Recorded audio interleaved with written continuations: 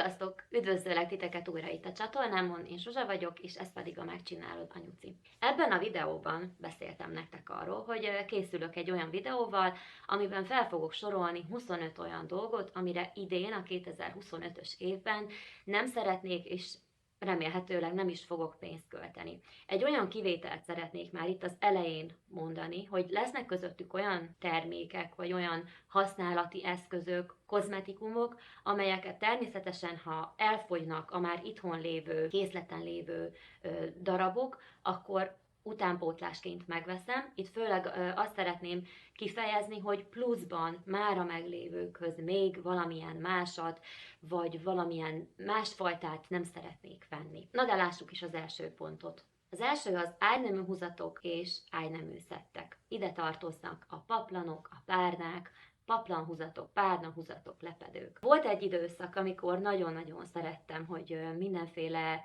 új, minőségibb ágynemű húzatokat vegyek, mert az az igazság, hogy a házasságunk elején azért nem voltak ilyen minőségi ágynemű húzataink, hanem ilyen szedett-vedett, rosszabb minőségű, vagy régi, otthonról hozott ágynemű húzatok voltak, és ezt idővel szépen kicserélgettük, de utána sem álltam le ezekkel, mert arra gondoltam, hogy hadd legyen még egy váltás, mert hogy ennek milyen szép a mintája, vagy megláttam valakinél, és megtaláltam az IKEA-ban, akkor megrendeltem, mert ez hú, de milyen jól illene a mi szobánknak az enteriőréhez színben, és rájöttem, hogy teljesen felesleges ezekből ilyen sokat tartani itthon, úgyhogy például a gyerekeknek mindegyiknek van két-két váltás ágynemű húzata, nekünk van 3, és még ezen felül is van egy néhány, hogy ha vendégek jönnének, akkor legyen mit paplanra, párnára ráhúzni, vagy például takaróra.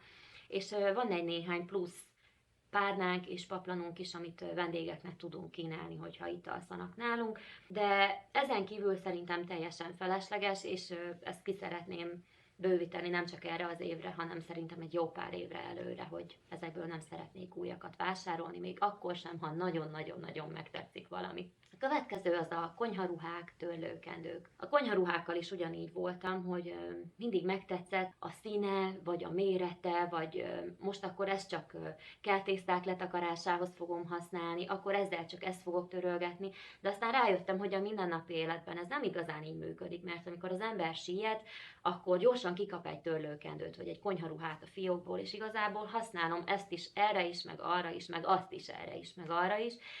Úgyhogy nagyon-nagyon egyszerű konyharuháim vannak, nagyon-nagyon olcsóak voltak. Ezeket a csíkos fehéreket az IKEA-ból rendeltem, még akkoriban 150 forint volt darabja, nagyon-nagyon jó árban volt, és nagyon-nagyon strapabíróak. Ezeket mosom egyfolytában, én nem vettem volna észre, hogy olyan könnyen tönkre mennének, szerintem évekig tudom őket használni, és ugyanígy vagyok a törlőkendőkkel is, mikroszálas törlőkendőim vannak, évek óta használom a Vixi mikroszálas törlőkendőit, és teljesen meg vagyok velük elégedve. Most jelenleg még mindig van annyi darabom, hogy nem csak ebben az évben, hanem még akár jövőre, meg azután is kiszolgálnak, úgyhogy ezekből sem fogok idén többet vásárolni. A harmadik pont az a konyhai eszközök. És ide tartozik mindenféle konyhai eszköz, kisgép, minden, ami a konyhába való. Na most itt is, ezekkel is elszaladt velem a ló egy időben, mert azt gondoltam, hogy ha az embernek minél több konyhai eszköze van, minél több kisgépe van, akkor annál jobban fog boldogulni a konyhai feladataival, de ez nem így van. Vannak alapvető eszközök és alapvető gépek, amik ténylegesen megkönnyítik a dolgomat a konyhában, tényleg lerövidítik a munkafolyamatot, nagyon-nagyon szeretem ezeket az eszközöket, gépeket, viszont volt néhány olyan vásárlásom, ami teljesen értelmetlen volt, és a végén tönkrement hamar, és akkor vagy kidobtam, vagy eladtam, mert nem volt rá szükségem, de amik most vannak nekem, akár eszközök, keverőeszközök, vagy kisgépek, ezekkel minden meg vagyok elégedve, hogyha ezek közül valami úgy tönkre menne az év alatt, hogy használhatatlanná válna, akkor feltétlenül beszerzek belőle egy ugyanolyat, de még pluszban ezekhez nem szeretnék vásárolni. Most lesz is egy ilyen, tervben van, de már hónapok óta tervezem, és még mindig nem szedtem rá magam, hogy vegyek egyet, egy ilyen multifunkcionális szendvics sütő, mert volt egy ilyen tudjátok, ez az összenyomós szendvicssütőnk, aminek kivehetőek voltak a betétjei, de nem tudom, hogy a költözésnél vagy hogy elkeveredett a gofri része, tehát a gofri sütő betétje, de ez nem is volt egy túl jó vásár ez a gép, azért azt tegyük hozzá, de tönkre is ment maga a gép, és az az igazság, hogy már én is hiányoltam, mert bár nem élünk ilyen szendvicseken, viszont nagyon-nagyon sokszor van, hogy megkívánjuk. A gyerekek meg szívesen vinnének iskolába magukkal, mert kifejezetten szeretik az ilyen sült szendvicseket, meg a gofrit is, de most se szendvicset, se gofrit nem tudok sütni nekik, és már egész ősszel gondolkoztam rajta, hogy vegyek-e egy ilyen gépet, vagy nem, de mindig elnapoltam, hogy ha továbbra is azt fogom érezni, hogy szükségünk van rá, akkor majd veszek egyet, és ez így volt. Októberben, novemberben, decemberben, aztán most már januárnál tartunk, és már a gyerekek azóta is többször említették nekem, hogy de anya, akkor nem veszel egy ilyen gépet, mert hogy nagyon szeretjük azt a szendvicset, meg hát a gofrit is, úgyhogy most rá fogom szánni magam, és hogyha el tudok különíteni a költségvetésemből egy ilyen gépre, ami teszem hozzá, tehát nem egy ilyen 7-8 ezer forintos gépre gondolok, mert akkor már veszek egy normálisabbat, akkor fogok venni. De nem leszek ilyen meggondolatlan vásárló, úgyhogy ezen kívül nem fogok semmit vásárolni. A következő pont az a bögrék, csészék. Tudom, hogy elég közhelyes, de azt is tudom, hogy nagyon sokan vannak közöttünk, vagy közöttetek olyanok, akik kifejezetten nagyon szeretik az ilyen-olyan kis mindenféle mintájú bögréket, meg csészéket. Nekem is van 2 kedvencem. Van sőt 3. Van egy olyan kedvenc bögrém, amiből teát szeretek inni, van egy olyan kedvenc csészém, amiből 3 az egyben szeretek inni, és van egy kedvenc poharam, amiből kávét szeretek inni.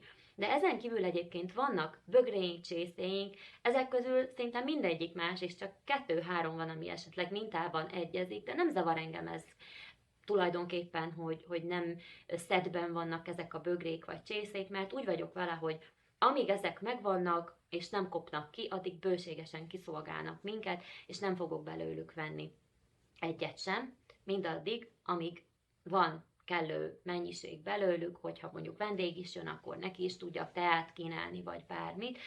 Kávéscsésze van, ez a kicsi eszpresszós, amiből van 6 darab, de egyébként a többiből szinte egyikből sincs, maximum 2 vagy 3, ami így egyező.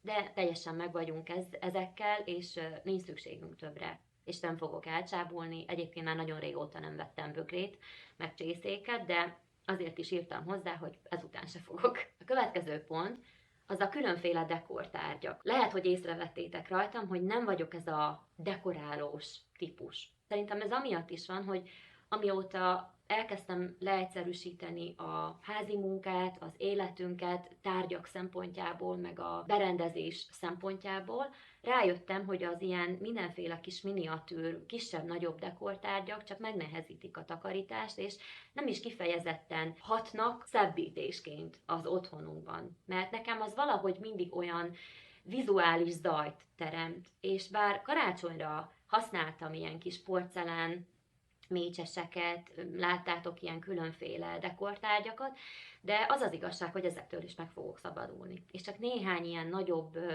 nagyobbat fogok meghagyni, például amit láttatok, ezt a horgolt ilyen függő díszt, ami például nekem nagyon tetszik, azt én készítettem, de azt nagyon szeretem, meg nyilván a karácsonyfa díszeket, de ezeket a kis porcelán, meg kerámia nippeket, ezeket el fogom passzolni, és nem is fogok többet ilyet vásárolni. Én soha nem is szoktam a házunkat tavasziasítani, meg nyáriasítani, meg ősziesíteni, meg téliesíteni. Ilyen szempontból mi egyedül karácsonyra szoktunk így dekorálni, de azt is le fogom teljesen redukálni, mert én nem érzem azt, hogy nekünk erre szükségünk lenne. Egyszerűen felesleges munkának is tartom, és felesleges kiadásnak is. Meg a helyet is foglalják, tehát ezek után se fogok ilyen dekortárgyakra költeni. Amit még idén biztosan nem fogunk venni, persze itt is van egy kivételes eset, az a telefon. És azért nem fogunk telefont venni, mert mi soha nem szoktunk telefont venni, azért, mert esetleg kijön egy újabb darab, egy ilyen feltuningoltabb verziója a különböző márkáknak. Mi telefont mindig csak akkor veszünk, hogyha az előző már megadja magát. Az én telefonom az már tavasszal, azt hiszem, hogy 5 éves lesz. A férjem telefonja meg már 6 éves lesz ősszel. Talán. És a férjem telefonja már nagyon-nagyon kezdi megadni magát. Neki egy Huawei P20 van, még a P20 verzió, nekem meg P30 Pro, de neki már a képernyője is lejárós, hogyha nem teszi tokba, illetve a tegnap már a hangerőszabályozó gombot is észrevettük, hogy elhagyta valahol, pedig tokban van, tehát nem tudom, hogy tudta elhagyni, de azt mondta, hogy nem, amíg ez a telefon működik, és tudja használni arra, amire egyébként neki szüksége van, tehát telefonálni, mondjuk videót nézni rajta, vagy fotózni, vagy különböző ügyintézést megcsinálni rajta, ami amúgy nem gyakori, addig ő azt mondta, hogy ő nem fogja ezt a telefont lecserélni. Egyébként én se tervezem a telefonomat lecserélni. Nekem a telefonom kívülről teljesen patika, se karc, se repedés, se beégés, semmi nincs vele. Az Android rendszere is még azt tudom mondani nektek, hogy meglepően jól működik ahhoz képest, hogy már egy több éves telefonról beszélünk. A kamerájával tökéletesen meg vagyok elégedve, engem teljes mértékben kiszolgál. Egyedül azt nem kedvelem rajta, hogy elég nagy méretű maga a telefon, úgyhogy ha ez a telefon kipurcan, akkor valószínűleg egy kisebbet fogok venni, és lehet, hogy az egy iPhone lesz, de nem veszünk, csak úgy nem veszünk telefont, kizárólag akkor, ha használhatatlanná válik. Következő pont, takarók, díszpárnák. Takarókat és díszpárnákat is nagyon sokszor csak azért vesz az ember, mert megtetszik neki, hú, de milyen jól néz neki az a díszpárna. Ó, a régi már olyan unalmas, cseréljük le egy újra. Nem. Nekem is voltak ilyen időszakaim, amikor nagyon sokat nézegettem, például díszpárnahúzatokat, hogy ez milyen jó lenne, az milyen szép lenne, de aztán rájöttem, hogy egyrészt nem túl praktikus nekünk, mert nekünk így is darabjaira szedhető a kanapé. Összesen 3 díszpárna van, ami nem a kanapéhoz tartozik, és ezt is szét szokták dobálni a gyerekeim, meg a kanapé párnáit is, szóval mindig szanaszét van, mert ők bunkiznak, ők játszanak, de sokszor nem is bunkiznak, hanem csak szimplán a kicsi gondol egyet, és így végigmegy és ledobálja. És ennyi a játék, hogy ledobálja, aztán meg elég rászedni, hogy pakolja vissza. Meg nem is tudja úgy visszapakolni, hogy az szép legyen, úgyhogy ez mindig rám vár, ez a feladat. De a másik dolog meg az, hogy szerintem tök felesleges kiadás, valamilyen szinten porfogók. Tehát nem fogok takarókra költeni, meg párnákra, így is bőven sok takarónk van, tehát teljesen felesleges, mindegy, hogy milyen mintájú lesz, vagy mi fog bejönni divatba, nem veszek idén ilyesmit sem. A következő pont, az egy nagyon érdekes dolog, ami nem más, mint a parfüm. Tudjátok rólam, hogy nagyon-nagyon sok mindent nem szeretek, ami ilyen kozmetikum, meg nem is használok sokat belőlük, viszont nagyon-nagyon parfümrajongó vagyok, de még nagyobb rajongó voltam egy pár évvel ezelőtt, mondjuk 2-3, amikor is nagyon tombolt nálam ez a parfümláz, és én azt gondoltam, hogy ha minél többféle illatom van, minél többféle parfümöm, akkor nekem az milyen jó lesz. Aztán annyira összegyűlt egy csomó parfüm, nagyon sokszor olyan parfümöt is megvettem, ami egyébként nem is lett volna az én illatom, és nem is feltétlenül kedvelem azt a típusú illatot, de mivel nagyon-nagyon jó véleményeket olvastam róla is, hogy mennyire sokan szeretik, hát úgy gondoltam, hogy nekem is legyen egy, hát ez nagyon-nagyon butaság volt.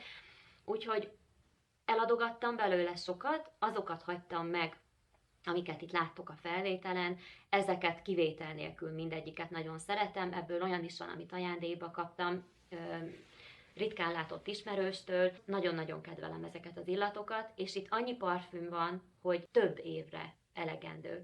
És elhatároztam magamban, hogy amíg ezek a parfümök nem fogynak el, addig egyet sem veszek. Következő pont, manikűr eszközök, körömlakkok, különböző eszközök, meg minden, ami a körömhöz tartozik. Tudjátok, ezt már mondtam nektek, hogy én nem járok körmöshöz, én magamnak szoktam itthon a körmömet rendbe szedni, de nálam ez annyiból áll, hogy egy alapmanikűrt készítek, és nagyon ritka az, amikor kilakkozom. De egyébként meg nem jellemző rám, hogy lakkoznám a körmeim. Én nem is szeretem, ha megnő, amint egy kicsit megnő. Én rögtön vágom, reszelem, és feltolom a bőrt, levágtam a felesleges körömágybőrt, és ennyi.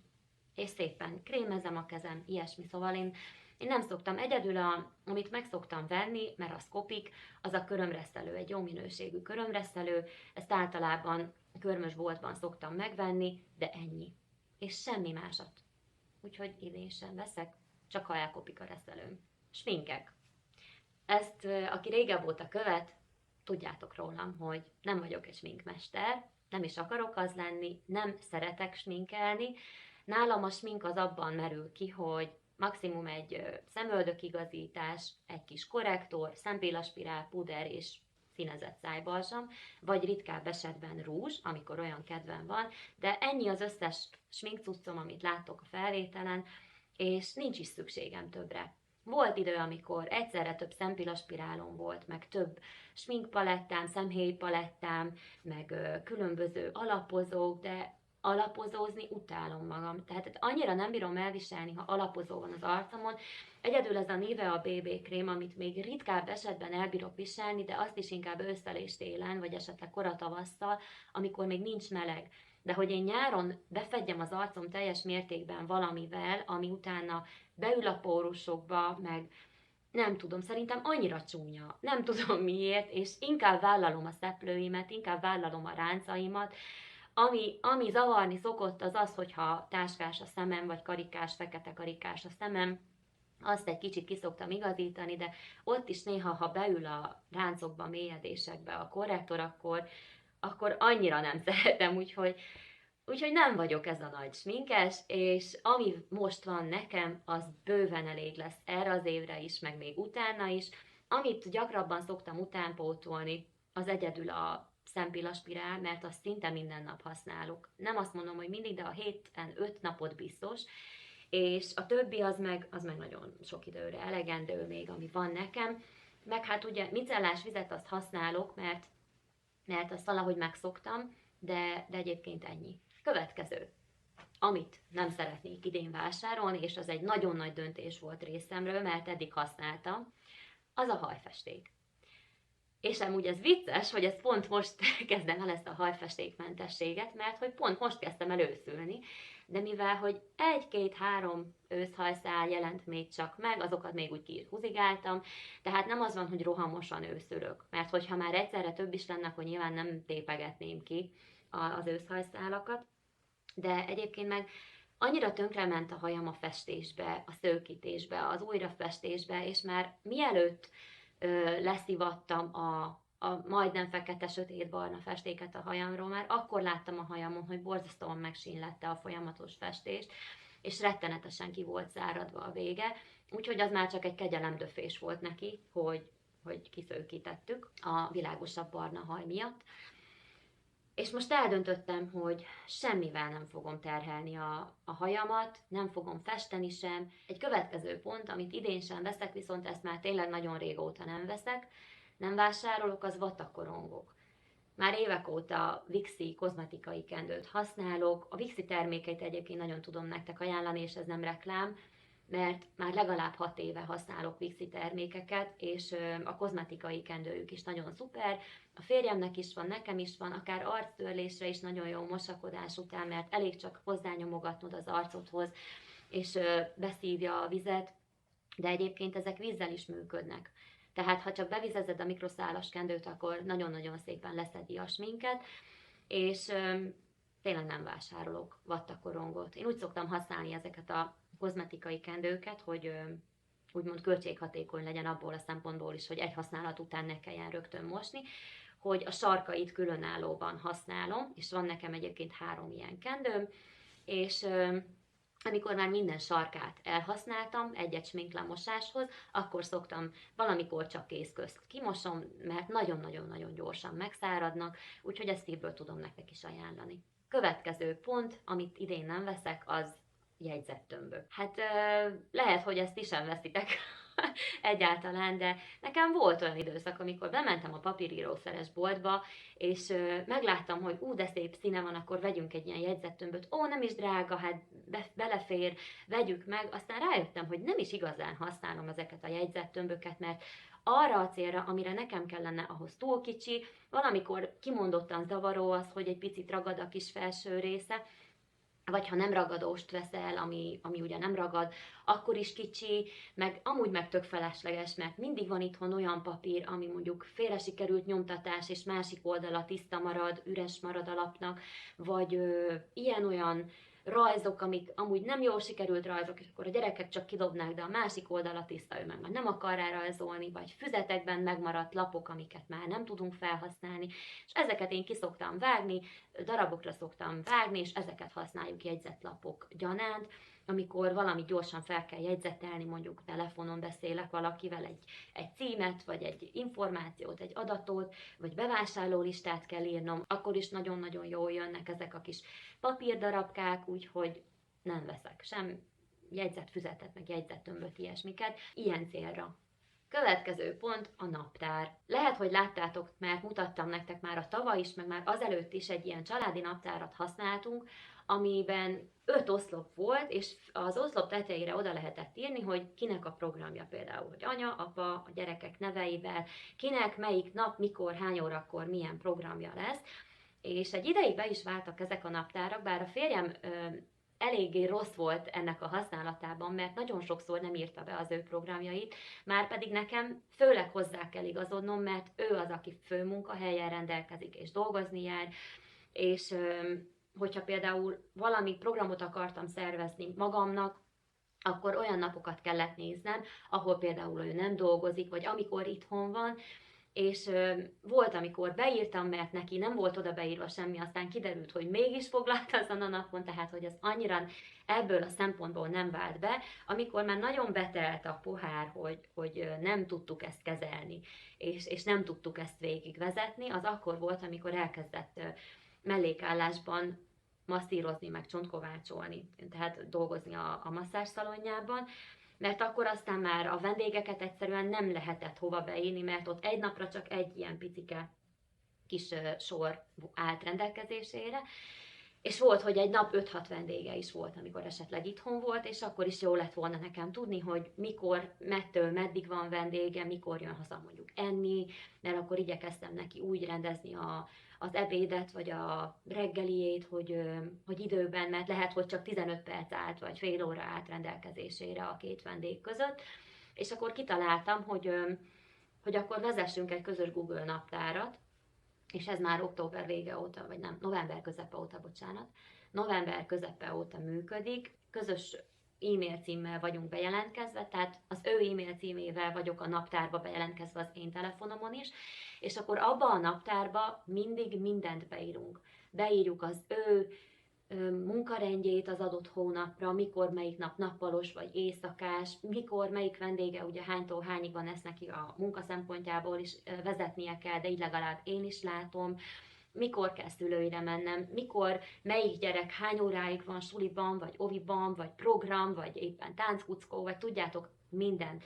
És ez annyira nagyon bevált, és bár óckodtam ettől, mert valahogy nem akartam még ebben is áttérni elektronikus változatra, de aztán nem bánom, hogy sikerült, mert tényleg nagyon-nagyon hasznos. Úgyhogy nagyon-nagyon megszerettük, és emiatt nem fogok többet ilyen naptárat venni.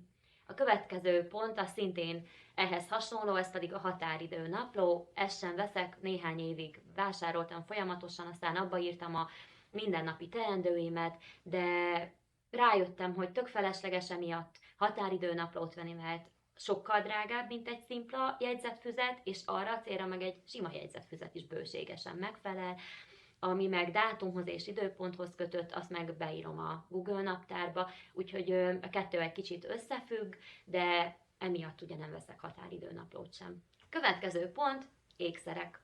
Látjátok rajtam, hogy nem vagyok egy ilyen nagy ékszermumus. Fülbevalót egyszerűen nem tudok viselni, mert amikor Petike megszületett, akkor ugyanúgy, mint az előző gyerekeknél is, amíg kicsi a gyerek folyamatosan kaparázta a fülem, féltem, hogy kiszakítja és fájni fog, aztán most meg folyamatosan fülezik elalvásnál, úgyhogy emiatt sem tudok fülbevalót viselni, de nem is nagyon igénylem a fülbevalót, és amikor beteszek egy-egy fülbevalót a fülembe, akkor rendesen furcsán érzem magam, meg ilyen furának nézek ki a tükörbe magamnak fülbevalóval. Valahogy olyan nem én vagyok, pedig régen mindenféle fülbevalókat viseltem kamaszként. Ilyen-olyan nagy karikát, fekete-fehér, virágmintás, logós, ami létezett, mindent beleraktam a fülembe, de ahogy az életem más területein is leegyszerűsödtem, így ebben is nagyon-nagyon egyszerű lettem, meg nem annyira adok erre, és szerintem ez nem igénytelenség, egyszerűen hát olyan szinten igénytelenség, hogy nekem nincs rá igényem. De egyébként meg szerintem egy kicsit sem vagyok ettől kevesebb, úgyhogy nem. A nyakláncot azt szeretném, viszont ami arany nyakláncaim vannak, meg arany, van egy csomó ilyen szakadt, meg tört arany, amiket még kamaszkoromban kaptam, mondjuk konfirmálásra, ballagásra, keresztüleimtől ilyen dolgok, és arra gondoltam, hogy abból szeretnék majd csináltatni magamnak meg a lányomnak egy ilyen nagyon-nagyon egyszerű nyakláncot, bár 2 vastagabb is kijöhetne belőle, de nem akarok vastagat, mert nem szeretem, hanem valami kis egyszerűt. És még így is maradna szerintem bőven, de majd meglátom. Viszont ilyen bizsukat, meg mindenféle fülbevalókat, meg karkötőket, ilyesmiket biztosan nem fogok vásárolni, és a tavaly vettem 2 ilyen vastagabb kis pici karika fülbevalót, és azokat sem viselem. És sajnálom, pedig az egy jobb minőségű, elvileg 925-ös jelzésűnek kellene lennie, de nem az, viszont nem kopik. Úgyhogy valamilyen jobb minőségű bizsú, de azokat sem hordom, valószínűleg azoktól is meg fogok válni, hát venni meg biztos, hogy soha többet ilyesmit nem fogok. Van aranyfülbevalom, de azt sem viselem, antiallergén, azokat sem viselem, csak tényleg nagyon-nagyon ritkán, úgyhogy semmiféleképpen nem fogok ékszert venni idén sem. Következő, amit biztosan nem fogok, és ez viszont 100%, mert már ezelőtt sem csináltam, hogy aktuális divatnak megfelelő ruhát vásároljak. Ezt is nagyon sokszor hangsúlyozom nektek, hogy soha nem vásárolok aktuális divatnak megfelelően. Kifejezetten, hát kicsit megutáltam ezeket a fast fashion boltokat, bár néha én is rá vagyok kényszerülve, hogy onnan vegyek néhány dolgot. Ha nagyon muszáj, és nem találok máshol se, másodkézből se, turiban se sehol. Például most vettem 2 leggings, mert az előző fekete leggingsem, amit még akkor, vagy 5-6 éve a H&M-ből rendeltem, nagyon szerettem, de nagyon-nagyon elvéknyodott az anyaga, nagyon sok helyen már a varrásnál kifoszlott, és lyukak lettek a varrás mentén, úgyhogy abból most 2 rendeltem, mert azt viszont nagyon-nagyon szeretem, és most a H&M-ből rendeltem 2 ilyen leggings, de egyébként pluszban így a ruhatáramhoz még ezeken felül nem fogok ilyen ruhákat venni, meg hát ami ugye hangsúlyos ebben a pontban, hogy ha most bejön a divatba valami, ami régen volt divat, vagy egy teljesen új darab, eszem ágában nincs ilyesmit vásárolni, mert tényleg mindig igyekszek olyan ruhákat tartani itthon magamnak is, amik nem mennek ki a divatból, hanem alapdarabok, össze tudom őket kombinálni, nekem jól állnak, és ennyi. Következő dolog, amit nem vásárolok idén sem, az a hagyományos öblítő, mint ezek a Lenor, meg Szilán, meg Kokolino, ilyen öblítőket már nagyon-nagyon régóta nem vásárolok, idén sem tervezek ilyeneket venni. Mosóparfümöt használok, illetve öblítő koncentrátumot, ami környezetbarát, például ez a Herbo, vagy például a mosóparfümöket, ami a Kifra, próbáltam már, az ahimsát használtam legelőször, aztán a Kifrát, de lehet, hogy vissza fogok térni az ahimsa mosóparfümökhöz, mert még nekem eddig ez vált be a legjobban. Úgyhogy azokat szerettem a legjobban. Nem rossz a Herbo, öblítő koncentrátum sem. A baba illatút kifejezetten szeretem, a férjem masszázs szalonjába is a törölközőket, meg mindent ezzel szoktam mosni, mert egy ilyen kellemes illatot hagy maga után a lepedőn, meg a törölközőn, de szerintem mint mosóparfüm visszatérek az ahimsához, de hagyományos öblítőket nem vásárolok továbbra sem. Következő ponton egy kicsit úgy megálltam, és elgondolkodtam, és ez egy ilyen nagy fogadalom volt részemről, hogy idén egyetlen egy könyvet sem fogok vásárolni. Ez azért van, mert az utóbbi 2-3 évben nagyon-nagyon megszerettem újra az olvasást, és igyekszek is időt szánni erre a tevékenységre, csak kicsit ott szaladt el velem a szekér, hogy már gyűltek a könyvek a polcomon, mert most ezt is jó árba tudtam a Vintiden megvenni, meg azt is, viszont mindig megláttam egy újabb könyvet, amit beajánlottak mondjuk könyvklubos csoportban, vagy a könyvklubos messenger csoportunkban, és arra vágytam, és azt akartam elolvasni, és hiába állt már nem tudom hány olvasatlan könyv a polcomon, akkor is megvettem, vagy megkerestem. Ne gondoljatok nagy összegekre, mert egyébként a könyvek irtózatosan drágák manapság, vagyis hát sokba kerülnek, de Vintiden ilyen 1000-1500 forintokért sikerült beszereznem, viszont ami ellene szóló érv, hogy ugye ott gyülekeztek a könyvek a polcon, olvasatlanul, és mellette még a könyvtárból is kölcsönöztem, úgyhogy most arra a döntésre jutottam, hogy idén sorra veszem azokat a könyveket, amik itthon megtalálhatóak, amiket félbehagytam, és saját könyveim, és azokat fogom elolvasni, például amiket nem azért hagytam félbe, mert nem tetszett, hanem mert egy kicsit rossz voltam, és egy másikra ugrottam át, illetve, amit még megengedek magamnak, hogy könyvtári kölcsönzött könyvet, nyilván azt lehet, azt olvashatok, de nem fogok új könyvet venni, mert annyi könyvem van, hogy még lehet idén sem végzek velük, úgyhogy idén biztosan nem veszek új könyvet a polcomra. A következő pont az nem más, mint a farmernadrág. Nagyon-nagyon szerettem a farmernadrágokat, de annyi farmernadrágom van, hogy tuti biztos, hogy idén nem fog elkopni, úgyhogy egy sem maradjon, és nagyon-nagyon igyekszek vigyázni a farmernadrágjaimra, és bár nagyon szeretek frissen mosott ruhába öltözni, viszont a farmereknél én sem engedem meg magamnak azt, hogy minden egyes viselés után kimossam őket, mert nem tesz jót az anyagának, főleg az elasztikus szálakkal ellátott farmereknek, mert ha észreveszitek, ilyen kis ráncolódások jelennek meg a bizonyos hajlatokban, és azt meg nem szeretem. Úgyhogy nagyon vigyázok a farmernadrágjaimra. Ezek méretben jók rám, nem tervezek már ennél sokkal vastagabbnak sem lenni, de vékonyabbnak se. Most elértem egy olyan tömeget, vagy egy formát, amire ezek a ruháim, amik megvannak méretben, tökéletesen megfelelőek, úgyhogy nem fogok egy darab farmernadrágot sem venni idén, és nagyon remélem, hogy jövőre sem kell majd. A következő, ez megint egy ilyen nagyon nehezen eldöntendő kérdés volt, az nem más, mint a tárolódobozok. Nagyon szeretek rendszerezni dolgokat, nagyon szeretek különböző tárolókba pakolni mindent külön, viszont rá kellett egy ponton jönnöm, hogy attól függetlenül, hogy sok tárolódobozom van, még nem biztos, hogy rendszerezett lesz a háztartásom, mert lehet, hogy inkább a holmimnak a mennyiségét kell előbb csökkenteni, és amikor erre rájöttem, akkor maradt is feleslegben egy-két tárolódoboz, aminek még nincs helye. Vannak olyanok is, amiket már odaadtam élelmiszertároló doboz, mert tésztákat tároltam benne, de amióta egy teljes csomag tésztát megfőzök a családnak egy étkezésre, vagy például 2-re, de befőzöm egyszerre, onnantól kezdve nincs értelme kiönteni ilyen tároló dobozba, mert az csak egy plusz lépés, egyszerűbb sokkal a csomagból egyenesen beleborítani a fazékba, úgyhogy nagyon-nagyon sok ilyen tárolótól megszabadultam, illetve venni sem fogok többet, mert egyszerűen nincsen rá szükségem.